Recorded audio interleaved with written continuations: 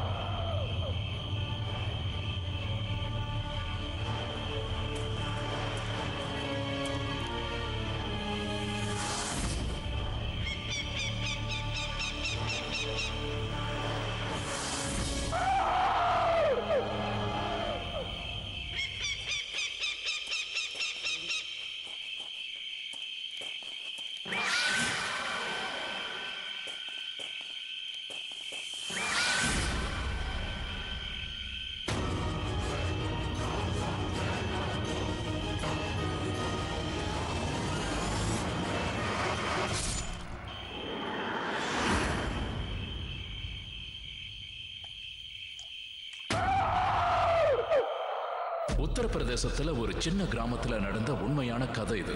அங்க முகுந்த் அவரோட மனைவியோட வாழ்ந்துகிட்டு இருக்காரு.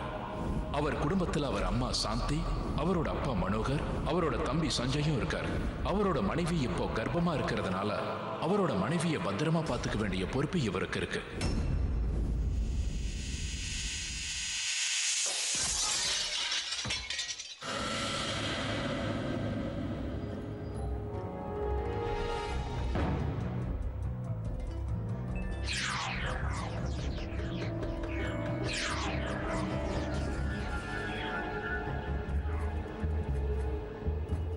அண்ணி, உங்களுக்கு எதுவும் ஆகலையே?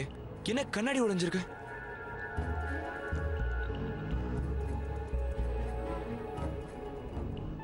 இந்த கண்ணாடி எப்படி உடைஞ்சது? அதுவும் சுக்குநூறால உடைஞ்சு போயிருக்கு.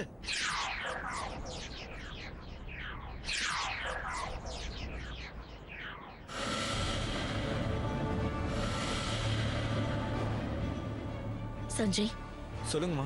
இது எல்லாத்தையும் கிளீன் பண்ணிட்டு அப்படியே அதை எடுத்து ஸ்டோர் ரூம்ல வச்சிடுப்பா. இங்க பாருமா, நீ போய் ஒரு ரூம்ல ரெஸ்ட் எடுத்துக்கோமா. வாமா.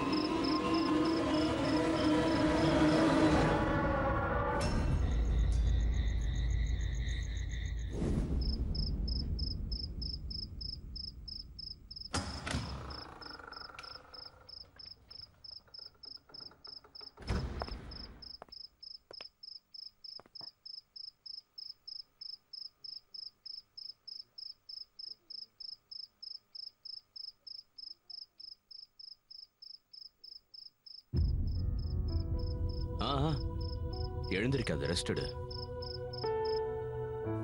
உனக்கு ஒன்றும் ஆகலையே? ம். அம்மா சொன்னாங்க அந்த கண்ணாடி ஏதோ உடைஞ்சுதாமே. ஆ. ஆனா அது உங்களுடைய தம்பி ஸ்டோர் ரூம்ல எடுத்து வச்சிட்டாரு. யாருக்கும் ஒன்றும் ஆகலைல்ல? இல்ல. ஆமா, நீ மாத்திரெல்லாம் கரெக்ட் டைமுக்கு சாப்பிட்றல்ல? ம். அப்புறம் அந்த வைட்டமின் டேப்லெட்ஸ் டாக்டர் கொடுத்தாரே அதெல்லாம்? என்னங்க நீங்க ஒரு டீச்சர் மாதிரி நடந்துக்கிறீங்க. நான் எல்லாம் எடுத்துக்கிட்டேங்க. நான் தான் இப்ப அப்பா ஆக போறேன்ல, நீயும் அம்மா ஆக போற. உன் மேல அக்கறை எடுத்துக்கணும்ல. சரி, நீ ரெஸ்ட் எடு. நான் போய் ட்ரெஸ் சேஞ்ச் பண்ணிட்டு வந்துடுறேன். ஓகே?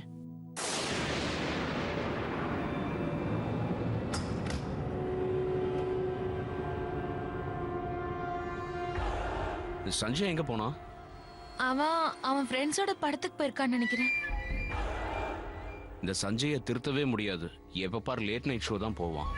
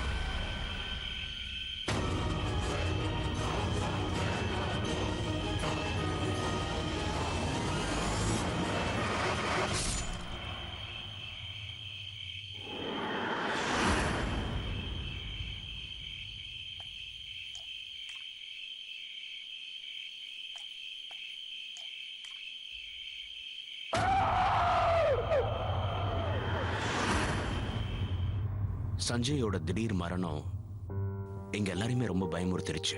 நாங்க ரொம்ப பதறிட்டோம். ஆனா வீட்டுக்கு ஒரு புது வரவு வரதை நினைச்சு சந்தோஷப்பட்டோம். கொஞ்சம் கொஞ்சமா எங்களால முடிஞ்ச அளவுக்கு அந்த கவலையை மறக்க முயற்சி பண்ணோம்.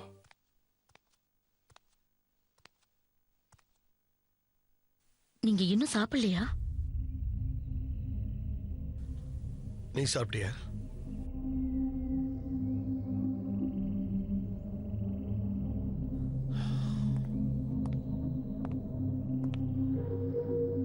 இங்க பாருப்பா, இன்னைக்கு ஏன் இவ்ளோ லேட்டா வந்த?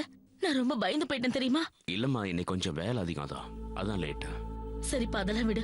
முதல்ல கை கால் அலம்பிட்டு வா, நான் உனக்கு சாப்பாடு எடுத்து வைக்கிறேன். அம்மா, ரேணு எங்க? அவளுக்கு கொஞ்சம் உடம்பு சரியில்லைப்பா.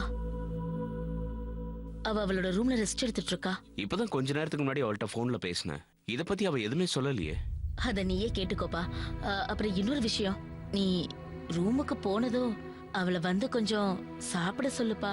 இந்த மாதிரி நேரத்துல பட்னியா இருக்க கூடாது. சரிம்மா, நான் சொல்றேன். சீக்கிரமா வாங்க.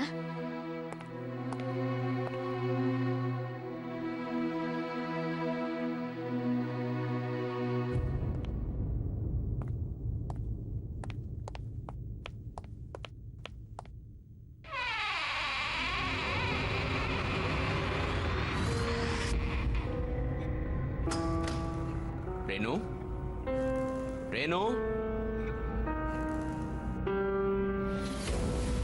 எங்க போனா இவ?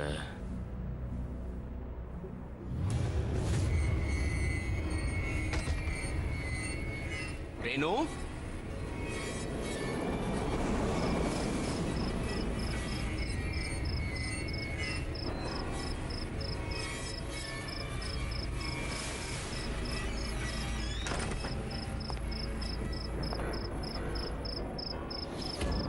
ரேணு,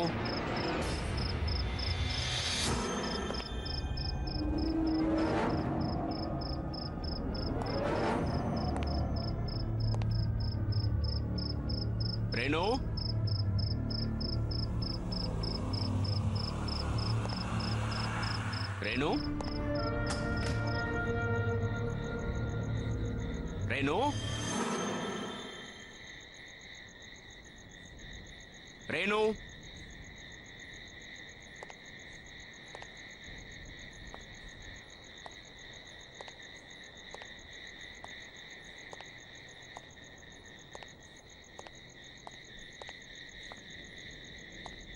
ரேணு,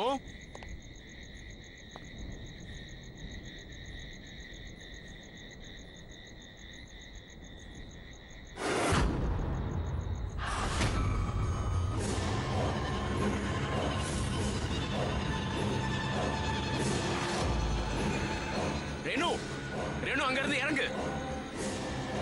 ரேணு, கீழே விழுந்துருவ, இறங்கு. ரேணு, ரேணு, வேண்டாம்.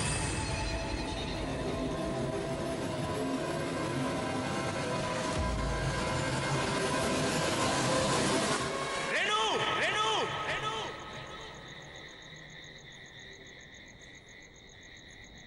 என்னங்க?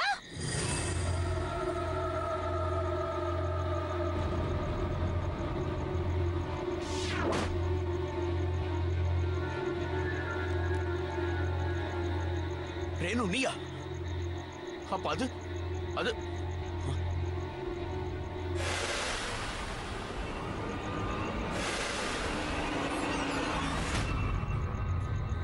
ஏய், அந்த குழந்தை. நீங்க எதை பத்தி பேசுறீங்க? ரேணு, இப்பதான் உன்னை அங்க பார்த்தேன். என்னையா? உன் கையில குழந்தை இருந்தது, நீ அங்க இருந்து கீழே போட்ட. என்னங்க உங்களுக்கு என்ன இல்ல, ஆச்சு? நான் என் கண்ணால அதை பார்த்தேன். நீ மேல இருந்து அந்த என்னடா குழந்தைய உனக்கு? ஏன் இப்படி கத்திட்டு இருக்க? என்னாச்சுப்பா? ரேணு அங்க இருந்து ஒரு குழந்தைய கீழே எங்க போட்டா. இவன் நான் என்ன உண்மைதான் சொல்றேன். என்னாச்சுமா உங்களுக்கு? என்னாச்சு? ரேணு, என்னாச்சு? ரேணு, என்னாச்சு? ரேணு, ரேணு, திரும்ப வண்டி எடுங்க. என்னம்மா? ஒண்ணும் ஆகாதும்மா.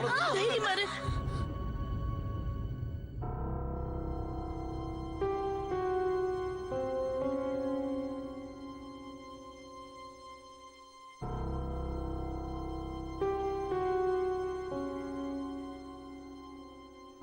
டாக்டர், டாக்டர், ரேணுக்கு என்னாச்சு? ஆபரேஷன் முடிஞ்சதா?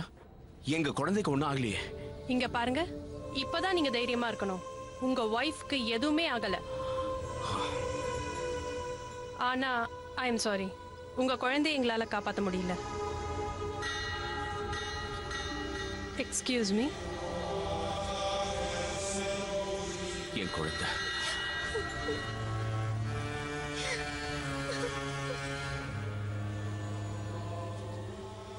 டாக்டர் வந்து சொன்னது எனக்கு ஒண்ணுதான் தோணுச்சு. என்னோட கண்ணு முன்னாடி அன்னைக்கு நடந்ததுதான் ஞாபகம் வந்தது. அந்த குழந்தைய தூக்கி போட்டது அது ஏதோ இந்த சம்பவத்துக்கு முன்னோட்ட மாதிரி தெரிஞ்சது. ஆனா ரேணு மாதிரி அங்க நின்ன பொண்ணு யார் அது? என் வைஃப் ரேணு உயிரோட இருக்கா. அவ ஆத்மா ஆகிறது கூட வாய்ப்பு இல்ல. அப்படி இருக்கும்போது அந்த பொண்ணு யாரா இருக்கும்? இந்த கேள்விக்கு பதில் தெரியாம நான் ரொம்ப தவிக்கிறேன். குழந்தை இறந்ததுனால ரேணுவோட மனசும் உடைஞ்சு போச்சு. நாள் முழுக்க அவங்க அழுதுகிட்டே இருந்தாங்க.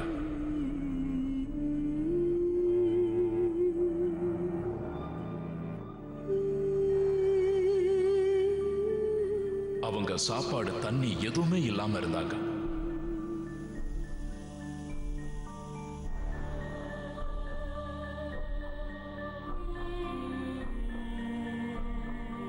அப்புறம் முகுந்த் அவரோட மனைவி கிட்ட அன்னைக்கு நடந்த சம்பவத்தை தெளிவா விவரிச்சாரு. அப்ப ரேணுவும் ரொம்ப பயந்து போயிட்டாங்க. அதுக்கப்புறம் கொஞ்சம் கொஞ்சமா ரேணு மாய மந்திர புத்தகங்களை படிக்க ஆரம்பிச்சாங்க.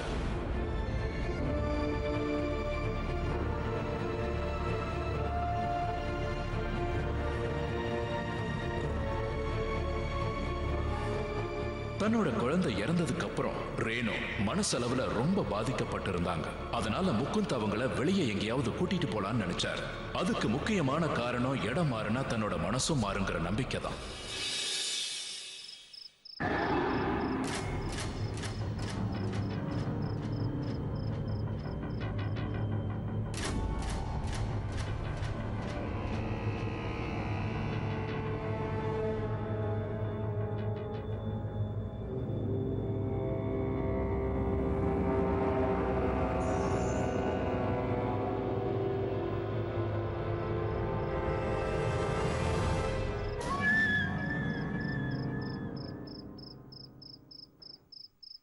ரேணு கொஞ்சம் டவல் எடுத்துட்டு வாயேன்.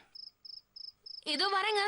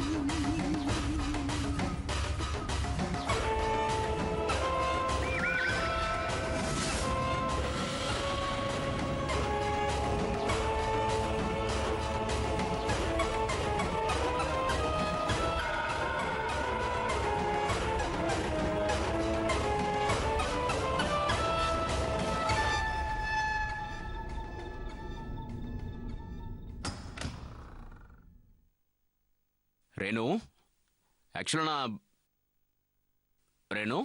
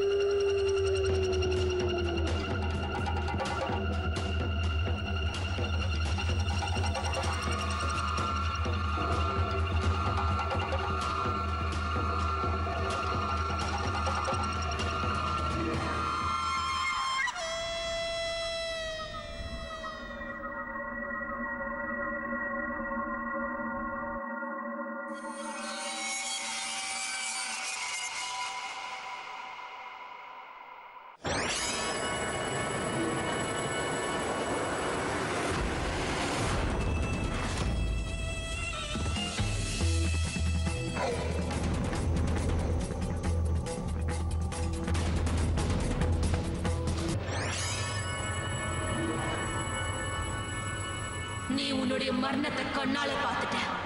அதனால இப்போ நீயும் சாக வேண்டியதுதான்.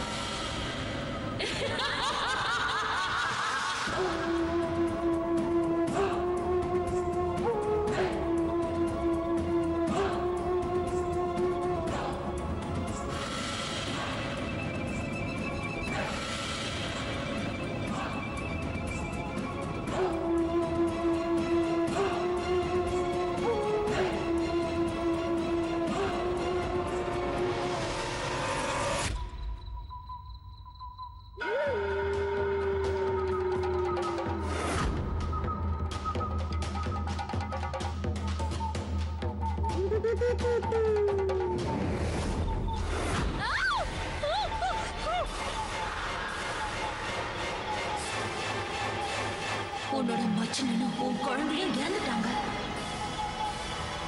இப்போ உன்னதான் கொல்லணும்.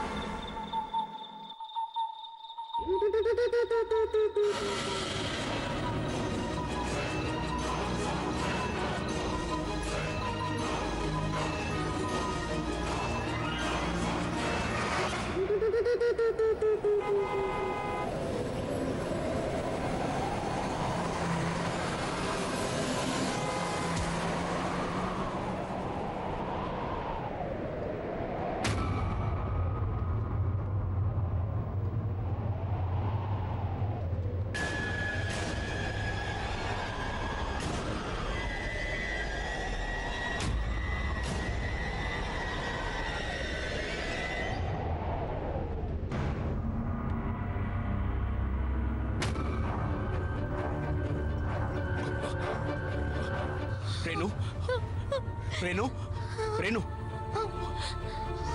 ரேணு, உனக்கு ஒண்ணும் ஆகாது. உனக்கு எதுவும் ஆக விட மாட்டேன். ரேணு, எனக்கு நம்ம கிட்ட இப்ப நம்ம கிட்ட அவ்வளவு நேரம் இல்லைங்க. ரேணு, உனக்கு ஒண்ணும் ஆகாது. யாராவது இருக்கீங்களா? யாராவது இருக்கீங்களா? எங்க அவங்க கிட்ட என்ன சொன்னா தெரியுமா? யாரையும் விட்டு வைக்க மாட்டேன்னு சொன்னா. உங்களால முடிஞ்சா நீங்க உங்களை காப்பாத்திக்கோங்க. அத்தை, மாமா, அப்புறம் நீங்க நீங்க 3 பேரும் ஆபத்துல இருக்கீங்க. நம்ம குழந்தை, அப்புறம் சஞ்சய்.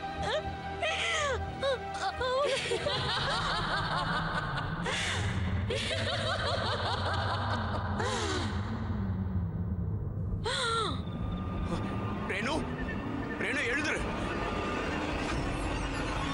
ரேணு,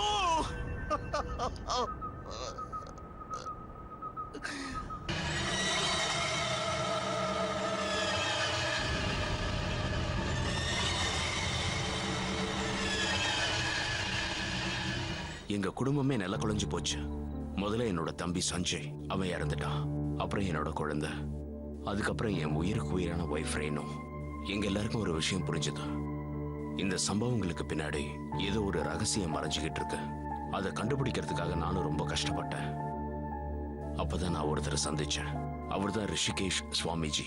எங்களுக்கு ரொம்ப சந்தோஷமா இருக்கு சுவாமிஜி, நீங்க எங்க வீட்டுக்கு வந்திருக்கீங்க. நாங்க எல்லாருமே உங்களை தான் நம்பிக்கிட்டு இருக்கோம். இப்போ உன்னோட பிரச்சனை என்னன்னு சொல்லு முகுந்த். சுவாமிஜி, ஆத்மாவை பார்க்கறது ஒன்றும் பெரிய விஷயம் இல்லை.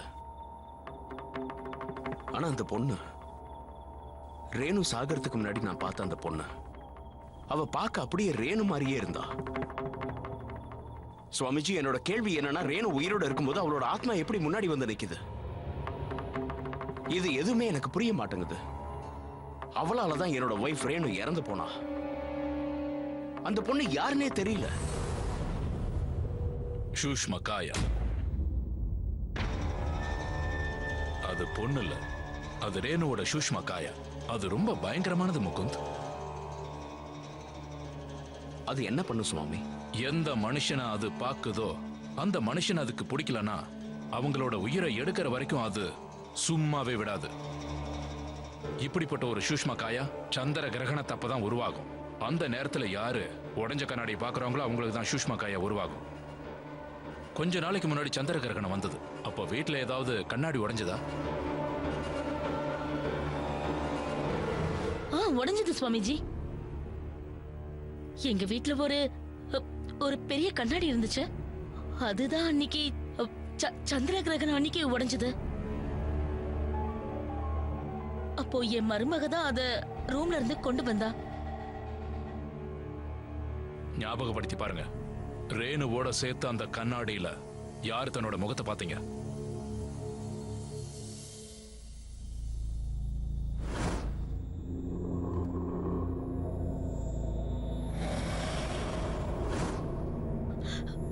சுவாமிஜி,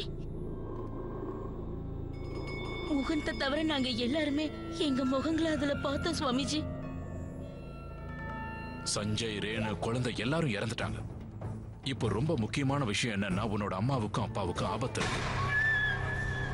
அப்போ சுவாமிஜி, அப்படின்னா இது எல்லாத்துக்கும் அர்த்தம் அன்னைக்கு சந்திர கிரகணம் அன்னைக்கு எங்க வீட்டுல அந்த கண்ணாடி உடைஞ்சதுனாலதான் இப்படி பிரச்சனை மேல பிரச்சனை வந்துட்டு இருக்குன்னு சொல்றீங்களா? ஆமா, இப்போ உங்க எல்லாரோட உயிரும் ஆபத்துல இருக்கு. ஏன்னா இப்போ உங்க எல்லாரோட சூஷ்ம காயாவும் அந்த உடைஞ்சு போன கண்ணாடி மூலமா இப்போ வெளியில வந்துகிட்டு இருக்கு.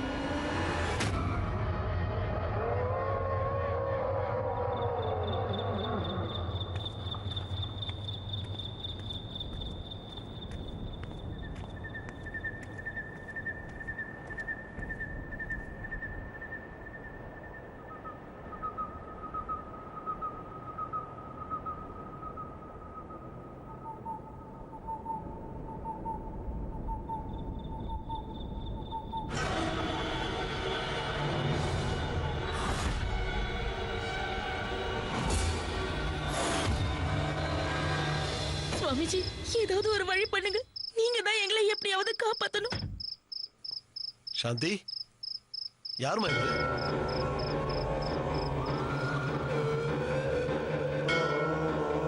இவரு பெரிய சுவாமிஜிங்க. அப்புறம் இன்னொரு விஷயம் தெரியுமா? நம்ம எல்லாரோட உயிரும் இப்போ ஒரு பெரிய ஆபத்துல இருக்குதா. இவரால மட்டும்தான் நம்மள காப்பாத்த முடியும். உங்க ரெண்டு பேருக்குள்ள பைத்தியமா பிடிச்சிருக்கு. இந்த மாதிரி திரியறவங்களுக்கு இதுதான் பொழப்பே. அடுத்தவங்க பிரச்சனையை தனக்கு சாதகமா பயன்படுத்திக்கிட்டு காசு புடுங்கறதா வேலையே. இன்னும் எண்ணி 10 நிமிஷத்துக்குள்ள அவர் இந்த வீட்டை விட்டு போயாகணும். போக வெளியில. எங்க நீங்க என்ன பேசுறீங்க? அப்பா, இவரு ரொம்ப சக்தி வாய்ந்த சாமியார், எனக்கு தெரியும்பா. என்னடா தெரியும் உனக்கு? என்னவோ அவர் கூடவே இருந்தா அவர் பவரை பார்த்த மாதிரி பேசிக்கிட்டு இருக்கிறியே. நான் சொன்னதை மட்டும் செஞ்சா போறோம். அந்த மனுஷனை இங்க இருந்து வெளியில அனுப்புங்க. தயவு செஞ்சு அவர் சொல்றத ஒரு தடவை கேளுங்கப்பா. நான் இப்போ போய் ஆகணும். நீங்க ரெண்டு பேரும் என் பின்னாடி வாங்க. அவங்க எதுக்காக சார் உங்க கூட வரணும்? நீங்க இப்ப போறீங்களா இல்லையா? நான் சொல்றேன்ல முகுந்த், நீங்க ரெண்டு பேரும் என் கூடவே வாங்க. வாங்க.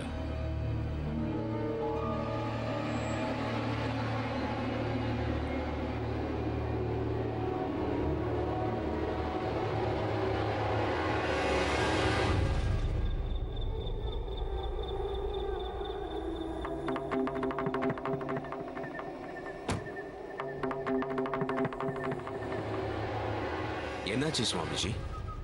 எங்களை எதுக்கு வெளியே கூப்பிட்டீங்க? உங்க அப்பாவை பார்க்கும்போதே எனக்கு தெரிஞ்சிருச்சு அவருக்குள்ள ஏதோ தப்பு நடக்குதுன்னு. என்ன சொல்றீங்க சுவாமிஜி? இப்ப என்னதான் சொல்ல வரீங்க?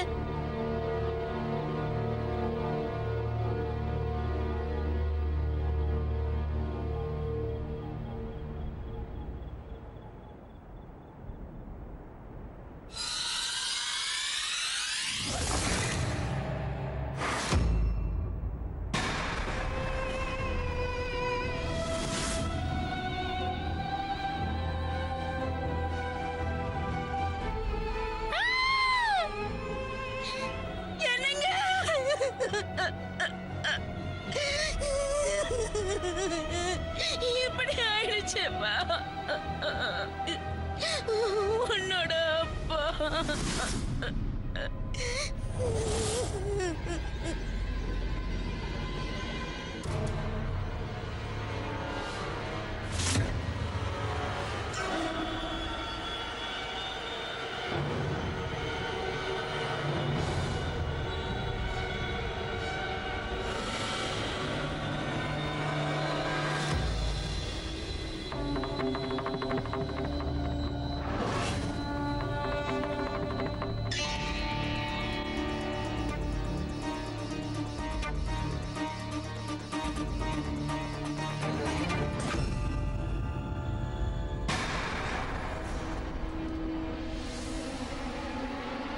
அவருடைய சூஷ்ம காயாவை பார்த்து எங்க அப்பாவுக்கு ஹார்ட் அட்டாக் வந்துடுச்சு. ரேணு, என்னோட பையன் சஞ்சய், அப்புறம் என்னோட அப்பா, இவங்களை இழந்ததுக்கு அப்புறம் நான் யாரையுமே இழக்க விரும்பல. அப்பதான் நான் ஒரு முடிவு எடுத்தேன். என்ன நடந்தாலும் சரி, இதை இப்படியே விட்டுட்டா என்னோட வாழ்க்கையும் சீரழிஞ்சிடும். எங்க அம்மா கிட்ட நான் எதையுமே நெருங்க விடல. இப்போ அந்த நேரமும் நெருங்கிடுச்சு. சூஷ்ம காயாவை அனுப்புறதுக்காக சுவாமிஜி பூஜைகளை பண்ண ஆரம்பிச்சாரு. அது வரைக்கும் அவரோட அம்மாவை ஜாக்கிரதையா பார்த்துக்கணும். அப்புறம் இந்த பூஜையை ராத்திரி நேரங்கள்ல மட்டும்தான் செய்ய முடியும். ஏன்னா பூனத்தோட நிழல் அப்பதான் அந்த கண்ணாடியில படும். தன்னோட ஆத்மா மறுபடியும் அதுக்குள்ள போயிடும். இல்லைன்னா முடியாது. இது அந்த கண்ணாடியோட துகள்கள் தானே? இந்த கண்ணாடியில இருந்து தான் உங்க அம்மாவோட சூஷ்ம காயா இந்த உலகத்துக்கு வந்துச்சு. சூஷ்ம காயா எந்த வழியிலிருந்து வந்ததோ அதே வழியிலிருந்து அனுப்பி வைக்கவும் முடியும். அந்த வழி எதுன்னா இந்த கண்ணாடி தான். இப்ப நான் மந்திரங்களை படிக்க போறேன். இந்த கண்ணாடி உடைஞ்சிருச்சுன்னா அப்புறம் அதுக்கு அர்த்தம் உங்க அம்மாவோட சூஷ்ம காயா திரும்ப உள்ள போன மாதிரி. ஆனா சுவாமிஜி, இந்த கண்ணாடி உடையாம இருந்தா அப்போ உங்க அம்மாவோட உயிர் ஆபத்துல இருக்குன்னு அர்த்தம். என்னால முடிஞ்ச அளவுக்கு நான் முயற்சி பண்றேன். சுவாமிஜி, நான் ஒரு விஷயம் கேள்விப்பட்டேன். இதனால உங்க உயிருக்கும் ஆபத்து இருக்காமே? மரணம் ஜனனங்கிறது எல்லாம் அந்த மேல இருக்கிறவங்க கையில இருக்கு. நீங்க என் மேல நம்பிக்கை வச்சிருக்கீங்க. என்னால அந்த நம்பிக்கையை காப்பாற்ற முடியலன்னா நான் உயிரோட இருக்கிறதுக்கு தகுதி இல்லாதவன் தான். இன்னைக்கு முழு நிலவு நாள். இந்த வேலையை நான் கச்சிதமா முடிக்கிறதுக்கு நம்ம கிட்ட இன்னும் 3 நிமிஷம் தான் இருக்கு. அதுக்குள்ள உங்க அம்மாவோட சூஷ்ம காயா உங்க அம்மாவை அழிக்கிறதுக்கு முயற்சி பண்ணும். ஆனா நீ பயப்பட வேண்டிய அவசியம் இல்ல. என்ன பண்ணணும்னு ஞாபகம் இருக்குல்ல?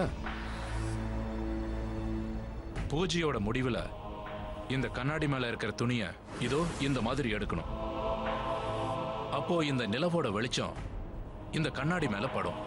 அப்போ உங்க அம்மாவோட சூஷ்ம காயா இதுக்கு உள்ள போயிடும். நான் என்ன சொல்றேனோ அதை மட்டும் செய்யணும். பயப்படக்கூடாது. ஏன்னா இது எல்லாமே உன்னால மட்டும்தான் முடியும். இப்ப நான் அதுக்கான வேலையை பண்ண போறேன். இப்ப நம்ம முழு முயற்சி பண்ணோம். அப்பதான் இதுல இருந்து நீங்க விடுதலை அடைவீங்க. உங்களோட உயிரை காப்பாத்துறதுக்காக என்னால முடிஞ்ச அளவுக்கு போராடுறேன். ஒருவேளை என்னோட முயற்சி பலிக்காம போயிடுச்சுன்னா அதுக்கு நீங்க என்ன மன்னிச்சிடுங்க. வாங்க, இப்ப நம்ம வேலையை ஆரம்பிக்கலாம். நீங்க 2 பேரும் உங்க கண்களை மூடிக்கங்க.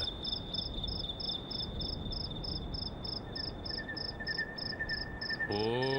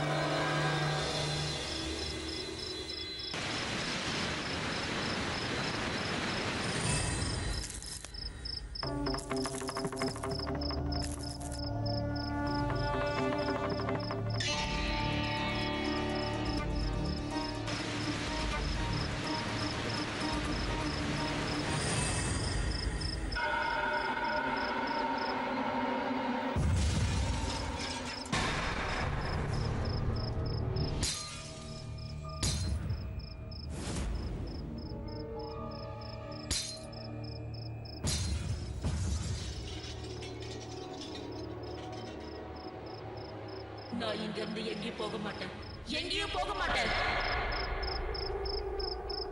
ஒருவேளை நான் இங்க இருந்து போனா உங்களையும் கூட கூட்டிட்டு போயிடுவேன், ஞாபகம் வச்சுக்கோங்க.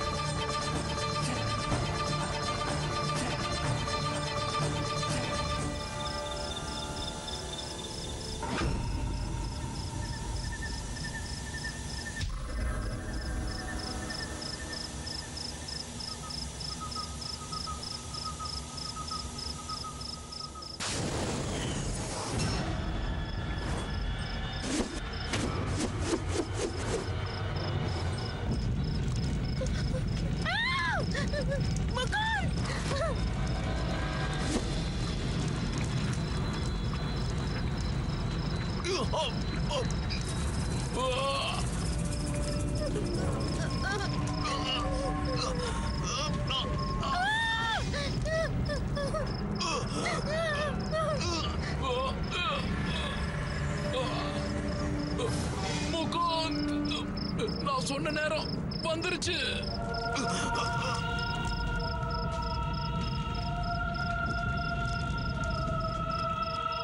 சீக்கிரம் அந்த துணியை தூக்கு, தூக்கு.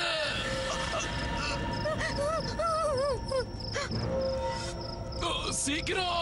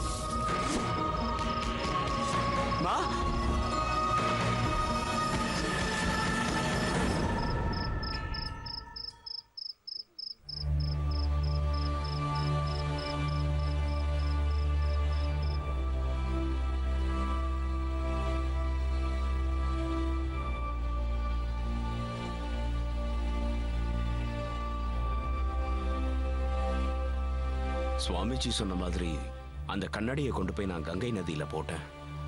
ஆனா ரேணு, குழந்தை அப்பா, சஞ்சய் இவங்கெல்லாம் இறந்ததுக்கு அப்புறம் அந்த வீட்டில் இருக்கிறதுக்கே எனக்கு ரொம்ப கஷ்டமா இருந்தது.